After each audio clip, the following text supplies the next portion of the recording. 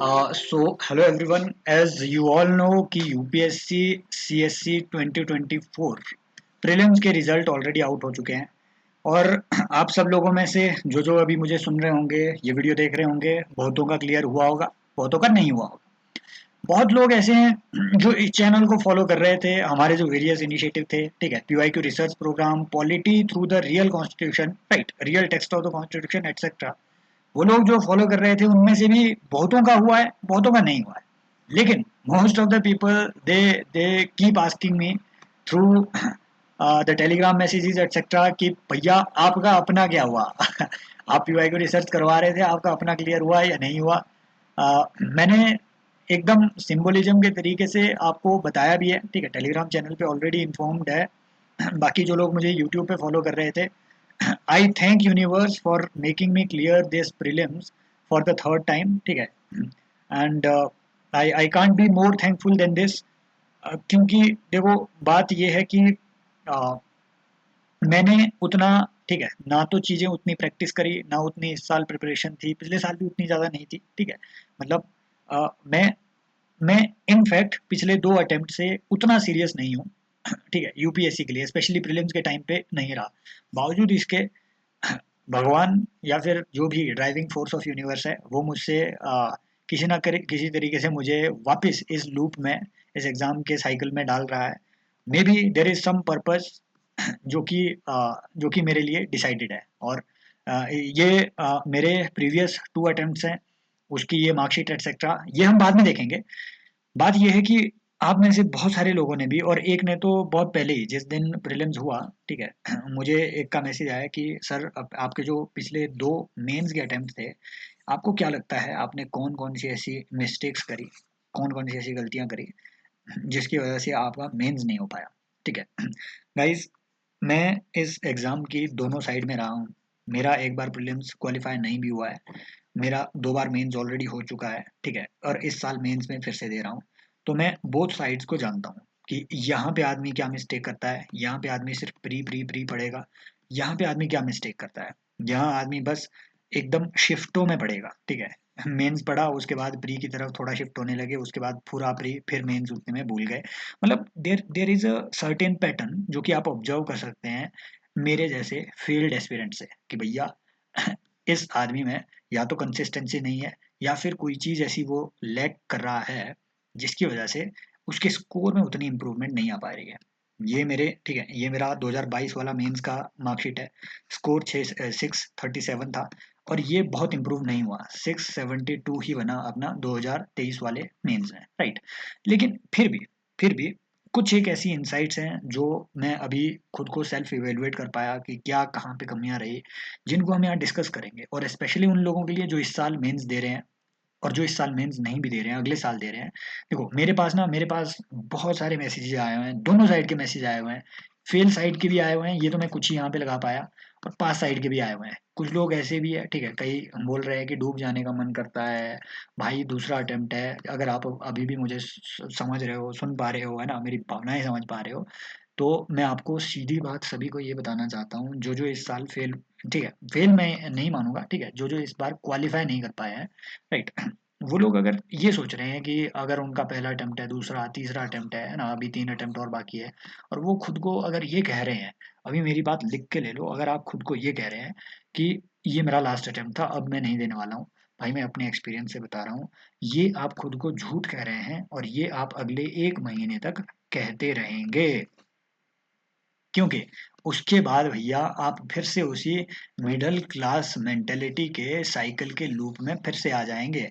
बात यह है सर कि अगर आप 100 200 500 करोड़ रुपए के ओनर नहीं है, ठीक है, अगर आप उतने अमीर नहीं है, इनफैक्ट इतने अमीर लोगों को भी ये चीज खा जाती है, लेकिन अगर आपके पास, मतलब आप अथाह रिच नहीं है ना, तो मैं आपको गारंटी देता हूँ कि आप इस प्रिपरेशन को छोड़ नहीं पाएंगे। क्यों? क्योंकि भैया सोशल मोबिलिटी की इस पूरी साइकिल में एक मिडिल क्लास या फिर लोअर क्लास का मेरे जैसा जो आदमी है, वो इस पूरी सोशल मोबिलिटी के साइकिल में सबसे पहला, सबसे बेस्ट स्टेप अगर रख सकता है तो वो यही है इंडिया में यूपीएससी का एग्जाम। बिजनेस आप एकदम से रिस्की कर नहीं सकते हैं। करे तो कुछ एक सक्सेसफुल होंगे, मेजरली आपके पास रिस्क उसका रहेगा। दूसरी जॉब करने में आपको गुरु मजा नहीं आएगा, है ना। इसीलिए मैं आपको सही में बता रहा हूँ कि एक लंबे समय तक खुद को धोखा देने से बढ़िया है एक छोटे समय तक खुद से हकीकत में बात करके, ठीक है, वापस जितना जल्दी हो सके इस पूरे साइकिल में फिर से वापस आ जाओ, राइट। और जिन जिन लोगों का इस बार क्लियर नहीं हो पाया है, प्रीलिम्स आपका अगले साल 2025 में क्लियर हो रहा है। और अगर आपने प्रैक्टिस नहीं करी तब तक, अगर आपने मेंस अपना तैयार नहीं किया, तो आप उस साल भी मेंस में फेल हो जाओगे। तो जो फाइनल आउटकम होगी वो मेरे जैसी होगी, कुछ भी नहीं। कुछ लोग ऐसे हैं इस साइड में जो है, ठीक है, कुछ एक मेरे लर्नर्स हैं, ओ सॉरी मैंने यहाँ, ठीक है, रोल नंबर से चलो आप क्या ही उखाड़ लेंगे। बहुत सारे ऐसे लोग हैं, कम से कम 12 से 15, देखो हमारी बहुत बड़ी फैमिली नहीं है, यहाँ पे भी आप देखेंगे, ठीक है, यूपीएससी अब में 4,000 के आसपास जो है सब्सक्राइबर है। 12-15 लोगों ने मुझे मैसेज किया, ठीक है, दे एक्सप्रेस्ड देयर ग्रेटिट्यूड कि भैया जो भी यहाँ पे इनिशिएटिव चले हुए थे, किसी ना किसी तरीके से, चलो मैं ये नहीं कहता कि ठीक है, लेकिन किसी ना किसी तरीके से वो आपको हेल्प करे होंगे and they are expressing their gratitude. मैं कुछ ही यहाँ पे मैसेजेस को डाल पाया, लेकिन ऐसे बहुत भी हैं, जैसे कल मैंने एक मैसेज डाला कि जिन जिन लोगों ने डेफ फिल करना है, डेफ डेफ वन का, देखो डेफ वन का फॉर्म आउट हो चुका है। तो मैंने एक मैसेज डाला था कि जिन जिन लोगों को डेफ फिल करना है वो अपनी डिग्री वगैरह अच्छे से देखें। तो उसके बाद जो जो कॉन्शियस लोग थे उनका फिर मुझे रिप्लाई आया। ठीक है, तो मतलब कुछ एक ऐसे भी लोग हैं जिन्होंने ये अभी तक मुझे इन्फॉर्म नहीं किया है कि हाँ हमारा भी प्रीलिम्स क्लियर हुआ है, but they have cleared the prelims. I congratulate them as well. अब आते हैं चीज़ों पे, अपनी चीज़ों में, कि कहाँ पे क्या चीज़ें मिस्टेक में रही और क्या मिस्टेक्स आपने नहीं करनी है। देखो मेरे इन दोनों अटेम्प्ट्स में, स्पेशली 2022 के इस अटेम्प्ट में, जो है ना, ये लैंग्वेज पेपर के बाद जो सबसे ज़्यादा मार्क्स कहीं आए थे ना, वो एसए पेपर में आए थे। और यहाँ से मैं एक इंपॉर्टेंट इंसाइट आपको दे रहा हूँ, एसए के बारे में एक इंपॉर्टेंट इंसाइट, ये कभी मिस मत करना। लेकिन आप देखेंगे कि यही जो मार्क्स हैं, ये 2023 वाले एसए में सिर्फ और सिर्फ 99 तक आ गए। तो 20 नंबर जो मेरे यहाँ पे गिरे हुए हैं वो डायरेक्टली यहाँ से गिरे, ठीक है, जो 22 नंबर गिरे वो डायरेक्टली एसए से गिरे। हालांकि फिर मैं अगेन इन चीज़ों को देखूंगा, जैसे 2022 है, 2022 में एसए में बहुत सारे मतलब बहुत ज़्यादा मार्क्स नहीं मिले। हाईएस्ट आई थिंक 135 140 ही रहे होंगे, राइट। और एवरेज जो सिलेक्टेड कैंडिडेट थे उनके भी इतने ही थे। सेम यहाँ पे आप 2023 में भी देखेंगे, एसए में कईयों को 140 भी मिले हुए हैं, कईयों को 60 भी। तो वेरिएशन, ठीक है, ये पेपर एकदम मेकिंग और ब्रेकिंग वाला पेपर था, वेरिएशन बहुत ज़्यादा थी। लेकिन एवरेज मार्क्स यहाँ पे भी 2023 में भी बहुत कम थे, 90 90 टू 100। तो उस हिसाब से तो ठीक है, लेकिन मैं यहाँ से आपको एक लर्निंग जरूर शेयर करूंगा भाई साहब। लर्निंग ये है कि 2023 वाले अटेम्प्ट में ना, 2023 वाले अटेम्प्ट में मैंने एक बहुत मेजर गड़बड़ी कर दी थी एसए में। माई एसए इज क्वाइट गुड, मेरा मुझे लगता है ऐसे मेरा ठीक ठाक सेटिस्फैक्ट्री है। और मॉक्स में भी या फिर इन चीज़ों में, खैर मॉक में तो अब मुझे भरोसा नहीं रहा, लेकिन दोनों बार ऐसे में मुझे एवरेज ठीक ठाक नंबर मिले हुए हैं। लेकिन मैंने एक गड़बड़ी कर दी थी जो मैंने आपको पिछले साल बताया भी था, और वो भी फर्स्ट ऐसे में ही आई थिंक थर्ड या फोर्थ पैराग्राफ में ही मैंने वो गड़बड़ी कर दी थी। वो क्या, जो आपने कभी नहीं करनी है। वो आई थिंक वो ऐसे पता नहीं वो किस चीज़ से रिलेटेड था वो फिलोसफिकल ऐसे। तो मैं वहाँ एग्जांपल दे रहा था, मैं वहाँ सेंट्स एक्सेट्रा के एग्जांपल दे रहा था, जैसे संत कबीर हो गया, है ना, मान लो महात्मा बुद्ध हो गया। तो इस तरीके के कुछ एग्जांपल मैं वहाँ एक ही लाइन में डालने की कोशिश कर रहा था। तो मैंने बाकी सारे सेंट्स को तो उसमें, ठीक है, ऐसे इस तरीके से एड्रेस कर दिया कि संत कबीर हो गया, गुरु नानक हो गया, महात्मा बुद्ध हो गया, है ना, इस तरीके से एड्रेस कर दिया। मैंने रिलीजियसली इंक्लूसिव होने के लिए, ठीक है, कि भैया मैं खुद को एक तरीके से सेकुलर दिखाऊं, तो मैंने ये भी सोचा कि उसमें पैगंबर मोहम्मद का भी नाम मैं ऐड करूं, करना चाहिए था, बिल्कुल सही बात है। बट मैंने, हाँ, मेरी एक लर्नर है शाइस्ता, मैंने शाइस्ता से भी ये बात शेयर करी कि ओह यार मेरे से एक गलती हो गई। वो क्या, मुझे भाई एग्जामिनेशन हॉल में ये दिमाग में घुस ही नहीं रहा था कि पैगंबर को बोलते क्या है। ठीक है, मुझे प्रॉफिट नाम घुस ही नहीं रहा था दिमाग में उस वक्त। इनफैक्ट मुझे पैगंबर भी घुस नहीं रहा था, मुझे बस मोहम्मद साहब याद आ रहा था। तो मैंने ना साहब लगाया, ना पैगंबर, ना ये प्रॉफिट, और ठीक है, मैंने सीधा लिख दिया मोहम्मद। समझ रहे हो? तो मे बी देखो ये एक बड़ी गड़बड़ी है। मैं अगर एग्जामिनर होता तो मैं इसमें डायरेक्टली आपके 10 से 15 नंबर काट देता। यार बाकियों को तो आप इज्जत से एड्रेस कर रहे हो, यहाँ नहीं कर पा रहे हो, ये मेरे दिमाग में नहीं आया उस वक्त, है ना। मैंने कोशिश करी थी याद करने की, लेकिन फिर जब मैंने बाद में वो पूरा पैराग्राफ पढ़ा, मैंने कहा ओहो, ये तो सेंस एकदम पूरी खराब हो गई। पर पूरा फिर ये इस तरीके से काट भी नहीं सकते आप, है ना। फिर वो पूरी प्रेजेंटेशन वैसे ही मेरी खराब है, यहाँ और गड़बड़ी हो जाती है। तो मुझे लगता है कि ऐसी जो छोटी छोटी मिस्टेक्स आप करते हैं, स्पेशली एसए के पेपर में, एथिक्स के पेपर में, इन सारे पेपर्स में, उनको आपको अवॉइड करना है। दूसरी बात मैंने जो यहाँ पे देखी, भैया ये ऑप्शनल में मेरा कोई मेजर इंप्रूवमेंट नहीं रहा, पेपर 1 में तो खास वैसे भी नहीं रहा, समझ रहे हो, पेपर 2 में भी नहीं रहा, राइट। तो ऑप्शनल में भी अगर आपको, सही बात है कि अगर आपको कहीं पे, देखो एथिक्स में भी मेरा कोई मेजर इंप्रूवमेंट, ठीक है, हाँ यहाँ पे 75 मार्क्स थे, क्योंकि इसमें एथिक्स में मैंने 60 नंबर का छोड़ दिया था, तो उस हिसाब से एथिक्स में भी देखें तो नंबर लगभग लगभग सेम ही रहे हैं, राइट। तो कोई इतना बड़ा इम्प्रूवमेंट उधर नहीं कर पाए। ये क्यों हुआ, इसके कॉजेज हम आगे देखेंगे, रीजन अभी देखेंगे, मैं अभी आपको एक्सप्लेनेशन दे रहा हूँ कि आगे जब हम चीजें जो अभी, ठीक है, देखने वाले हैं, वो किन चीजों पे फोकस्ड रहेगी। ये मेरी मार्कशीट्स हैं, ठीक है, पिछले 2 अटेम्प्ट्स की, ठीक है, फर्स्ट अटेम्प्ट क्योंकि क्लियर नहीं हुआ था, लेकिन यहाँ पे मैंने नाम अपना हिडन रखा हुआ है उनके लिए जो मुझे सिर्फ यूट्यूब पे देख रहे हैं। हालांकि मोस्ट ऑफ यू जो कि टेलीग्राम पे मुझसे जुड़े हुए हैं, they know my name as well. Mistakes जो आपको अवॉइड करनी है, आगे आने वाले 75 दिन बचे हुए हैं, इसमें आपको जो मिस्टेक अवॉइड करनी है, वो पहली मिस्टेक ये है कि भैया जो रिलैक्सिंग एटीट्यूड है, जिसकी वजह से मैंने अपने पहले 2 मेंस में भी ये एक बड़ी गड़बड़ी करी कि जब आपका प्रीलिम्स होता है और प्रीलिम्स के रिजल्ट तक मैं यही सोच रहा होता था कि हो रहा है या नहीं हो रहा है। मेरा सीसेट हमेशा यहाँ पे इस एज में होता था, ठीक है, इस एज में, पिछले साल भी एज में था, पता नहीं ये 76 कैसे आ गए, शायद मेरे जो पैसेजेस है उसकी इंटरप्रिटेशन कोचिंगों की इंटरप्रिटेशन से बेटर थी। इस साल भी मैं एज पे ही था, तो काफ़ी टाइम मैंने इस साल भी इसमें वेस्ट किया, राइट, क्योंकि मिनिमम मेरे अराउंड, ठीक है, इसके करीब ही बन रहे थे। खैर, फिर भी अभी तक जो हुआ वो हुआ, इसके बाद आपको जो है सब जितना जल्दी हुआ, स्पेशली जो फर्स्ट टाइमर्स हैं। और इस साल की दिक्कत ये है, इस साल का पेपर ऐसा आया हुआ था, मैंने ये, ठीक है, मैंने ये देखा, जो मेरे साथ सीडीएस वगैरह के एग्जाम के लिए जुड़े हुए थे, 2-3 लर्नर ऐसे हैं यार, उन्होंने सीएससी को अच्छे से प्रिपेयर किया ही नहीं था, राइट। सीएससी के लिए उनकी प्रिपरेशन है ही नहीं, वो सीडीएस वगैरह के लिए मुझे फॉलो करते थे। अभी कल मुझे उनके मैसेज आए कि हमारा तो क्लियर हो गया, राइट। वो कारण इस वजह से, क्योंकि जो जीएस इस साल था वो सीडीएस के पैटर्न वाला था, जैसा पहले सीडीएस वीडीएस में पूछते थे। सीडीएस का इस साल का पेपर देखना, वो सीएससी के पैटर्न में है, जो सीएससी का पेपर है वो सीडीएस के पैटर्न में है, चेक कर लेना। तो उनका क्लियर हो गया। तो ऐसे जो फर्स्ट टाइमर लोग हैं, जिनका अभी अच्छे से हो सकता है, उन्हें उन्हें फुल कॉन्फिडेंस ना हो कि हमारा मेंस नहीं हुआ है, ये नहीं हुआ है, तो इस चीज़ से जितना जल्दी हो सके बाहर आ जाओ कि ठीक है, कि आपका मेंस हो जाएगा, ऐसा नहीं होता है। खुद इस दुनिया में कुछ नहीं होता है, आपको जो है देने हैं, टाइम देना है, 10 से 12-12 घंटे, 14-14 घंटे आपको जो है देने हैं मेंस के लिए, तभी आप जो है अच्छे से मेंस रेडी हो पाएंगे। कुछ लोग अभी नीचे पहुंच पूछेंगे, ऐसे ही लोग है ना, जैसे बिना प्रिपरेशन के जिनका मेंस हो गया, बिना अच्छी प्रिपरेशन के जिनका प्री हो गया, और मेंस के लिए वो लटके हुए हैं, नीचे पूछेंगे कि भैया मेंस हो जाएगा क्या अब? देखो, होने के लिए तो आप पैदा भी नहीं हो सकते थे, लेकिन आप बावजूद इसके हो गए। चीज़ें गलती से नहीं होती है, कुछ ना कुछ क्रियाएं करनी पड़ती है, जिसकी वजह से आप जो है, भले ही वो चीज़ रियलाइज ना हो, उसके करीब जरूर पहुंचेंगे। समझ रहे हैं आप मेरी बात? तो मेंस अगर किसी को करना हो तो हो भी जाएगा।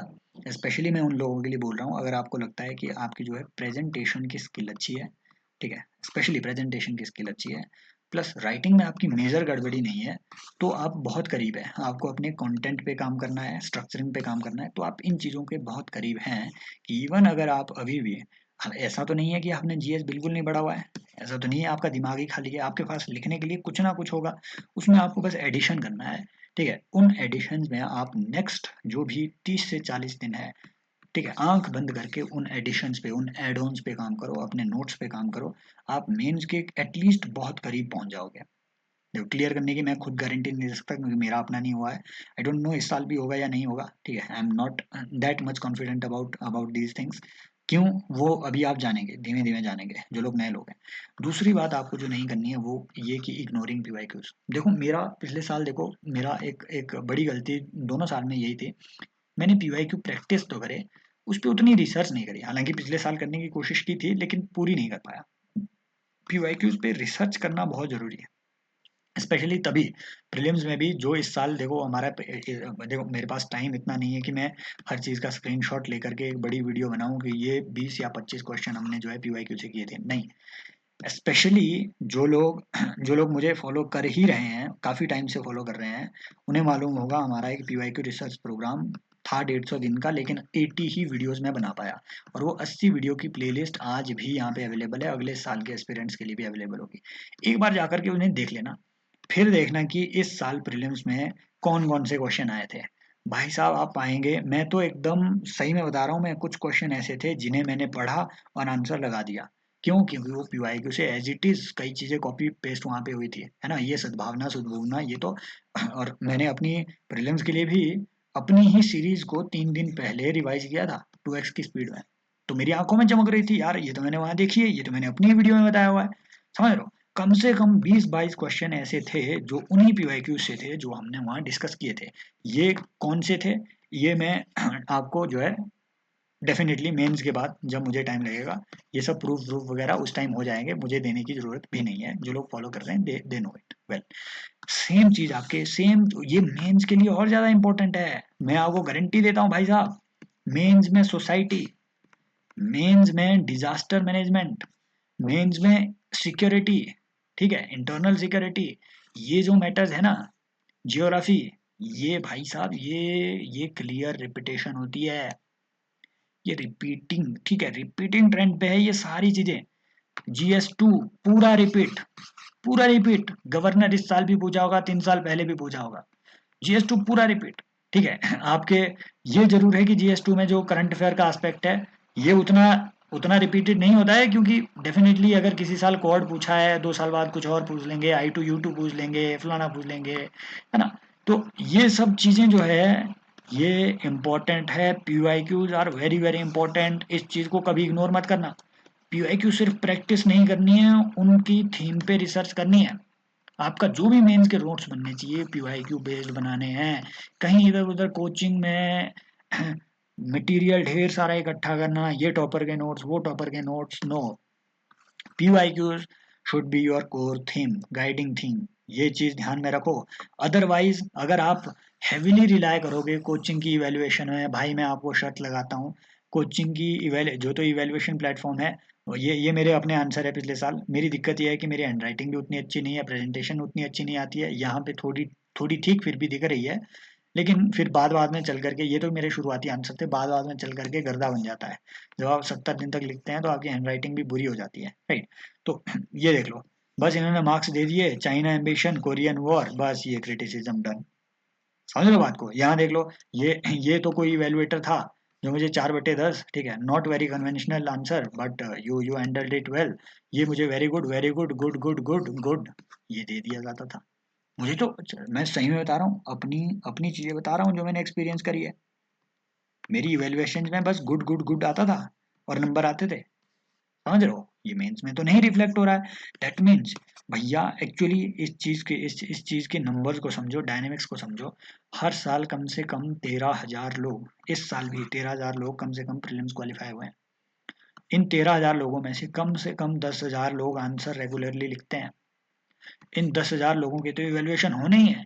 जो फेल हुए, जो इस साल नहीं कर पाए, उनमें से कम 20,000 ऐसे लोग हैं, 20,000 लोग जो अगले साल के लिए तैयारी कर रहे हैं। आप बैठे होंगे, वो लोग करेंगे, वो इन महीनों में तैयारी करेंगे, वो भी टेस्ट सीरीज लिख रहे हैं। ऑन एन एवरेज 25 से 30,000 टेस्ट जो है डेली इवेलुएट हो रहे हैं, एटलीस्ट 25 से 30,000 कॉपीज इवेलुएट हो रही है, अगर फुल लेंथ टेस्ट ना हो तो। ये 30,000 कॉपी को इवेलुएट करने के लिए इवेलुएटर मुश्किल से पूरी इंडस्ट्री में 4 या 5 हजार होंगे, मुश्किल से इतने इवेलुएटर, ठीक है। कोचिंग मरती है इवेलुएटर्स के लिए इस टाइम में। समझ रहे हो बात को? दैट मीन्स इनको 6 से 7 कॉपीज डेली चेक करते हैं ये इवेलुएटर, मैं अंदर की बात बता रहा हूँ आपको। तो ये एक बड़ी दिक्कत है इवेलुएशन में, इसीलिए ये very good good good good good good और रफा दफा मामला।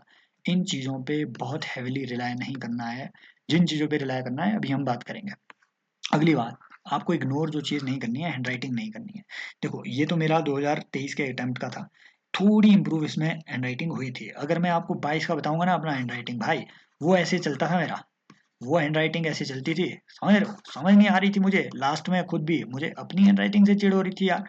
हैंड राइटिंग इज इंपॉर्टेंट, ये दिखना चाहिए कि ये डायमेंशन लिखा है, कंफ्यूज नहीं होना, ये एनवायरमेंटल दिखना चाहिए कि लिखा हुआ है, समझ रहे हो, है ना। ये डिजास्टर दिखना चाहिए, डिजुस्टर नहीं दिखना चाहिए। Hand writing is very important, नहीं तो एग्जामिनर मेहनत करेगा, और जहाँ उन्हें मेहनत किसी को पसंद नहीं है, एग्जामिनर को भी नहीं।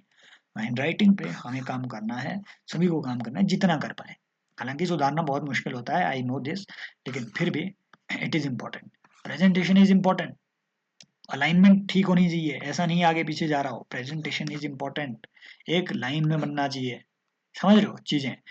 It is also important, and then pen is also important. ये चीज आप भी मुझे प्लीज सजेस्ट करना।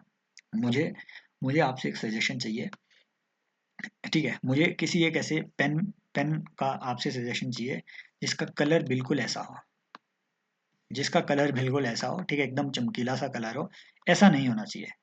मेजरली बॉल पेन का कलर ऐसा होता है, ये नहीं होना चाहिए। जिसका फ्लो और कलर बिल्कुल ऐसा हो, ठीक है, और वो बॉल पेन हो सके तो वो बॉल पेन ही हो। क्यों? क्योंकि मुझे याद है मेरा 2022 का एक्सपीरियंस था, मेंस का एक्सपीरियंस। उसमें V7 पेन का यूज किया था मैंने, और V7 पेन ना इंक स्प्रेडिंग हो गई थी मेरे 3 पेपर्स में। पेपर की क्वालिटी बुरी आती है भाई कई बार, यूपीएससी कुछ एक पेपर में पेपर की क्वालिटी भी बुरी दे देता है, राइट। तो अगर किसी को मालूम है कि बेहतर, ठीक है, बहुत अच्छा जो, ठीक है, फ्लो वाला पेन हो, ठीक है, जिससे हैंडराइटिंग, बुरी हैंडराइटिंग में भी जो अच्छा दिखे, राइट, जिसमें इंक स्प्रेडिंग ना हो, है ना, जो नीचे जो आप लिख रहे हैं वो ऐसे जिगजैग टाइप की ना आए, ठीक है। ये V7 वगैरह की दिक्कत है क्या आती है, ये जिगजैग टाइप की नीचे इसकी इंक इस तरीके से छपती है, राइट। इस टाइप की इनकी लाइनिंग बनती है, जो एकदम बढ़िया फ्लो में इस टाइप से चले, ठीक है, स्मूथ हो, बटरी फ्लो हो। ऐसा बटर फ्लो मत करना सजेस्ट, क्योंकि वो मैंने, ये बटर फ्लो ही है। ये मुझे बाद में पता चला, ठीक है, ये मेरी ही एक फ्रेंड है, उसने मुझे बताया कि यार ये बॉल पेन यूज मत किया करो, ये सफ़ेद पेपर में अच्छे दिखते नहीं है। तो ये बिल्कुल सही बात है। फिर मैंने देखा, मैंने कहा यार ये वाले बॉल पेन, मतलब इस टाइप के, इस कलर के इंक वाले बॉल पेन सही में सही नहीं दिखते हैं। तो दिखना भी अच्छी बात है, दिखना भी जिंदगी में जरूरी है, सुंदर दिखना, हैंड राइटिंग का, ये प्रेजेंटेशन मैटर्स। तो इन सब चीज़ों को कभी इग्नोर मत करना, राइट। तो ये मेरी आपके लिए सजेशन है। तो भैया फोकस किन चीज़ों पे करना है अपार्ट फ्रॉम दीज थिंग्स, ठीक है, PYQs, अपने notes, short notes, everything, committee reports etcetera. जिन चीज़ों पे आपको फोकस करना है वो है आपके टॉपर के टॉपर्स की आंसर कॉपी। और ये मैंने इस साल के लिए, ठीक है, ये बना के रखा हुआ है अपने लिए भी, ठीक है, कि भैया टॉपरों ने ऑलरेडी मेहनत करी हुई है, और बेस्ट मेहनत जो उन्होंने की है वो आंसर कॉपीज के अंदर ही की है। हो सकता है उन्होंने नोट्स अपने बहुत लेंथी बनाए हों, लेकिन जो आंसर कॉपी में दिखा ना वो वही होगा जो एकदम रिफाइंड हो, जो कोर हो। प्रॉपर आंसर कॉपीज को अच्छे से कॉपी पेस्ट कर लो, मैं तो ये कहता हूँ कॉपी पेस्ट कर लो। इनके कंक्लूजन उठाओ, इनके कीवर्ड उठाओ, इन चीज़ों पे रिसर्च करना जरूरी है, और इनका पैटर्न देखो कि ये आंसर लिख कैसे रहे हैं।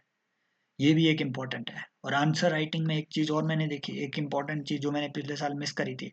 मान लो ये क्वेश्चन है, क्वेश्चन की ये स्टेटमेंट है, ये इसके 3 सब पार्ट है। जो भी आप नीचे हेडिंग बनाएंगे ना अपनी, जो यहाँ पे आप हेडिंग डालेंगे, वो हेडिंग क्वेश्चन से कॉपी करनी है। As it is copy paste नहीं करनी है, लेकिन क्वेश्चन का जो कीवर्ड है वो इस हेडिंग में दिखना चाहिए। मान लो ऊपर पूछा होगा, what is the importance of E technology in in agriculture, आपने नीचे heading the significance of E technology. ये हेडिंग ऊपर की क्वेश्चन से उतनी रिलेटेबल नहीं है जितनी ये होती कि importance of E technology in agriculture. Directly लिख दो ताकि एग्जामिनर को लगे कि हाँ वही लिखा है जो पूछा है।